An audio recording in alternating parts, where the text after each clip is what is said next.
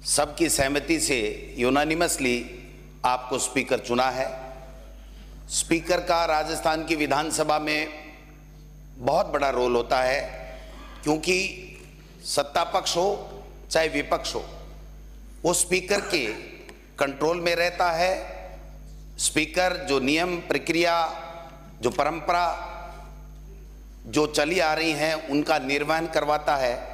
और विशेष रूप से सत्ता पक्ष से भी ज़्यादा मैं समझता हूं कि स्पीकर हमेशा विपक्ष के प्रति बहुत लिबरल रहता है, क्योंकि विपक्ष के पास में केवल एक हथियार होता है कि वो सरकार की जो भी योजनाएं हैं उसमें कोई सुझाव देना हो, या उसमें कोई कमी खामी हो, या अपने अधिकारों की कहीं कोई अवहेलना हो रही है, कहीं कोई दिक्कत आ रही है, कोई बात रखना चाहता है, तो वो माननीय स्पीकर साहब उनको संरक्षण प्रदान करते हैं। मैं उम्मीद करता हूं कि आप वैसे भी सबको साथ लेकर के चलने वाला आपका स्वभाव रहा है। हमने देखा है, आप शिक्षा मंत्री के रूप में भी जब थे तो आपके पास जो भी जाता था तो आप सबको सम्मान देते थे।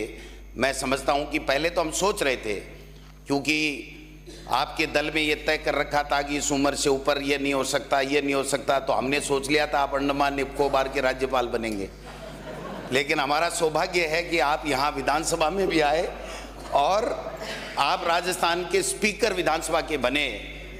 मैं इतना ही निवेदन करना चाहूँगा, माननीय स्पीकर साहब, आपके ऊपर कोई भी दबाव आए, चाहे दिल्ली से आए चाहे किसी भवन से आए, आप निष्पक्ष रहेंगे, ये मैं आपसे, पूरा विपक्ष जो है आपसे उम्मीद करता है।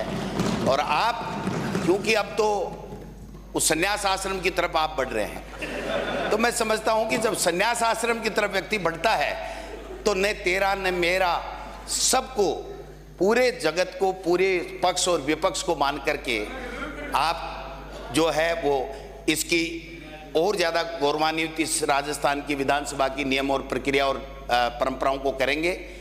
हाँ, ये बात ज़रूर है, हमें भी थोड़ी खली कि आपका जो मुहूर्त था उसको माननीय मुख्यमंत्री जी के दिल्ली के आने में देर होने की वजह से ये जो थोड़ा सा टूटा है, परंपराएं थोड़ी सी टूटी हैं, ये आगे नहीं टूटे।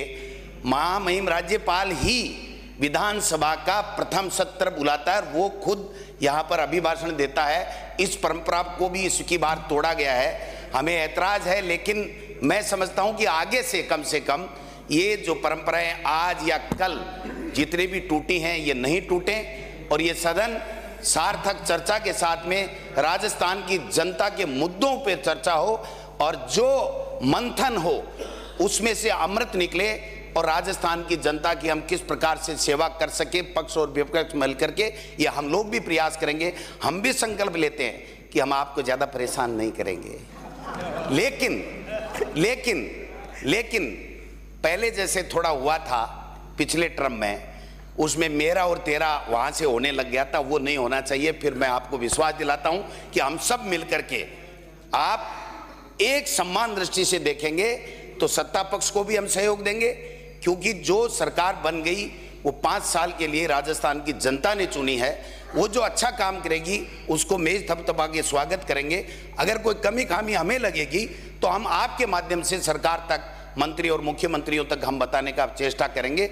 इसलिए आप जैसा वरिष्ठ विद्वान, और क्या क्या कितने अलंकार जितने संस्कृत में, व्याकरण में हैं, वो सब मैं आपको समर्पित करता हूं कि आप बने हैं तो हम सब सुरक्षित हैं, प्रतिपक्ष अपनी बात आराम से रख पाएगा।